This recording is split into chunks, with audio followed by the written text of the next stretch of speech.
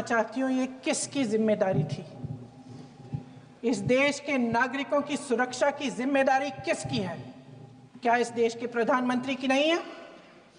क्या इस देश के गृह मंत्री की नहीं है? क्या इस देश के रक्षा मंत्री की नहीं है? क्या एनएसए की नहीं है? अध्यक्ष महोदय, पहलगाम हमले से सिर्फ 2 हफ्ते पहले हमारे गृह मंत्री महोदय जी कश्मीर गए थे। किस लिए गए थे? जो सुरक्षा की व्यवस्था है इसको देखने के लिए गए थे, इसको रिव्यू करने के लिए गए थे और उन्होंने वहां कहा कि आतंकवाद पर विजय प्राप्त हुई है। ये 2 हफ्ते पहले है। 3 महीने बाद JNK के गवर्नर साहब एक आम इंटरव्यू में ऐसे ही चलते चलते कह देते हैं कि हाँ, बैसारन वैली में बहुत लापरवाही हुई और इसके लिए मैं जिम्मेदारी लेता हूँ। ऐसे ही चलते चलते, और वो बात होती है, ख़त्म भी वहाँ होती है और वहीं ख़त्म हो जाती है। उनसे जिम्मेदारी ली भी नहीं जाती, कोई सवाल नहीं उठाता, कोई जवाब नहीं देता। अध्यक्ष महोदय, उस हमले की जिम्मेदारी एक आतंकवादी गुट जिसका नाम TRF है थोड़े दिनों बाद लेती है। कौन है ये TRF? 2019 में ये गुट बना। 2020 में इसने कश्मीर में आतंकवाद का काम शुरू कर दिया और अप्रैल 2020 से लेकर 22 अप्रैल 2025 तक इन्होंने 25 आतंकवादी हमले किए। गृह मंत्री महोदय ने जब UPA सरकार के समय के आतंकवादी हमले गिने तो लगभग 25 गिनवाए थे अभी अपने भाषण में। इस गुट ने कश्मीर में 25 हमले 2020 और 2025 के अंदर एक पूरी लिस्ट है इन हमलों की। मेरे पास इतना समय नहीं है इसलिए मैं एक एक को नहीं पढ़ना चाहती, लेकिन मैं इतना कहूंगी कि इनमें रियासी का हमला भी था 2024 का, जिसमें 9 लोग मारे गए और 41 लोग घायल हुए। कुल मिलाकर 2020 से लेकर 22 अप्रैल 2025 तक TRF ने 41 सेना और सुरक्षा कर्मियों की हत्या की, 27 सिविलियंस की हत्या की और 54 लोगों को घायल किया था। भारत सरकार ने TRF को आतंकवादी संगठन का दर्जा कब दिया? 2020 में दिया, 2021 में दिया, 2022 में दिया, 2023 में दिया। 3 साल बाद, 3 सालों के लिए ये आतंकवादी गतिविधियां कर रहे हैं और आप इनको आतंकवादी संगठन तब कहते हैं 2023 में? इसकी क्या वजह थी? ये सब सरकार के संज्ञान में था और आप मुझे बताना चाहते हैं, सत्ता पक्ष के नेता बताना चाहते हैं कि ये सब आपके संज्ञान में था, लेकिन कोई भी एक ऐसी एजेंसी नहीं है हमारी सरकार की जिसको पता चला कि ऐसा हमला, ऐसा भयानक हमला होने जा रहा है हमारे देश में, कि पाकिस्तान में बैठे हुए इस हमले की योजना बन रही है कि हम भारत जाके हैवानियत करेंगे, 26 लोगों को मार डालेंगे और हमें पता ही नहीं है। क्या ये हमारी एजेंसियों की विफलता है कि नहीं है? ये बहुत बड़ी विफलता है, एक बहुत बड़ी विफलता है।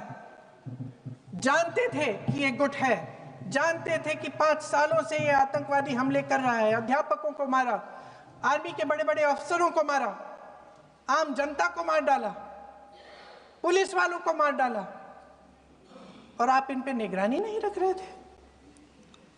और ये जो एजेंसियां हैं इनकी जिम्मेदारी कौन लेगा? क्या IB चीफ ने अपना इस्तीफा दिया? क्या किसी ने इस्तीफा दिया? गृह मंत्री जी के कार्य क्षेत्र में आता है इंटेलिजेंस ब्यूरो। क्या गृह मंत्री जी ने इस्तीफा दिया?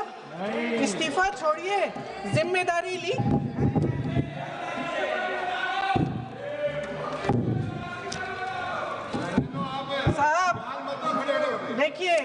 इतिहास की बात आप करिए, मैं वर्तमान की बात करना चाहती हूँ।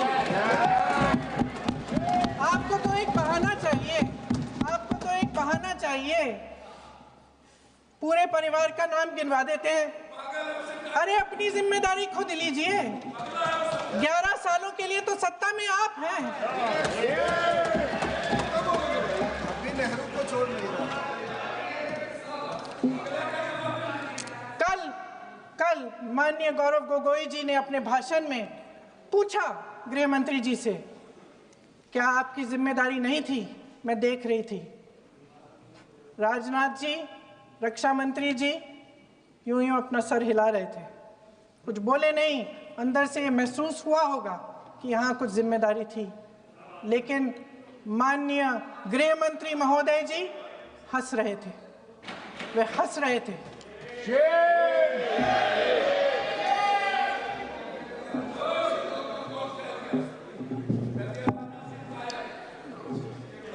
अध्यक्ष महोदय, कल सत्ता पक्ष और आज भी सत्ता पक्ष के नेताओं ने 2008 के मुंबई के हमलों का जिक्र किया, बार बार कहा कि मनमोहन सिंह जी की सरकार ने कुछ नहीं किया। ये तो जानकारी होगी ना कि उसी समय जब वो आतंकवादी हमला चल रहा था, तभी उन आतंकवादियों को मार डाला था। एक बचा था और उसको भी फांसी दे दी थी 2012 में।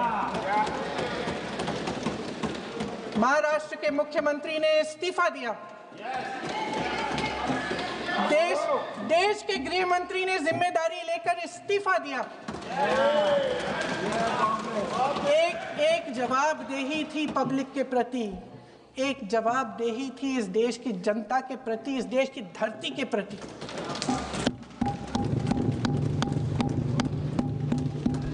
राजनाथ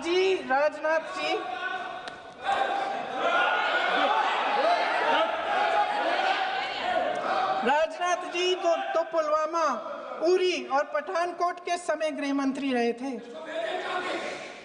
आज वे रक्षा मंत्री हैं और हमारे गृह मंत्री महोदय श्री अमित शाह जी के नाक के नीचे पूरा मणिपुर जल गया, दिल्ली में दंगे हुए, पहलगाम में हमला हुआ और आज भी वे उसी पद पर बैठे हैं। क्यों? अध्यक्ष महोदय, बमबारी से अखबारों के हेडलाइन बनते हैं, मगर कहानी सुरक्षा में की चूक में भी है। आज देश खोखले भाषण नहीं सुनना चाहता, देश जवाब चाहता है, तसल्ली चाहता है कि सच उससे छिपाया नहीं जाएगा। देश जानना चाहता है कि उस दिन अप्रैल 22, 2025 को क्या हुआ और क्यों हुआ। आप तो खुद अपनी पीठ थपथपाने में लगे रहते हैं। सेना, देश, संसद से सच छुपाते हैं। ऑपरेशन सिंदूर जब शुरू हुआ, हम सब ने समर्थन किया, सब एकजुट होकर खड़े हो गए इस देश के लिए। दोबारा होगा, दोबारा खड़े हो जाएंगे। अगर हमारे देश पे हमला होता है तो यहाँ इस सदन में किसी भी पार्टी का हो, कोई भी हो, सब आपका समर्थन करेंगे। और हमें अपनी सेना पर गर्व है कि उन्होंने इस बार भी दृढ़ता से लड़ाई लड़ी, धैर्य से लड़ाई लड़ी, वीरता से लड़ाई लड़ी। लेकिन इस ऑपरेशन का सिंदूर का क्रेडिट, उसका श्रेय तो हमारे प्रधानमंत्री जी चाहते हैं। सही भी है, ठीक है, सही है, श्रेय ले। ओलंपिक्स में हमारा मेडल आता है, उसका भी श्रेय लेते हैं। लेकिन सिर्फ श्रेय लेने से नहीं होता नेतृत्व, जिम्मेदारी भी लेनी पड़ती है।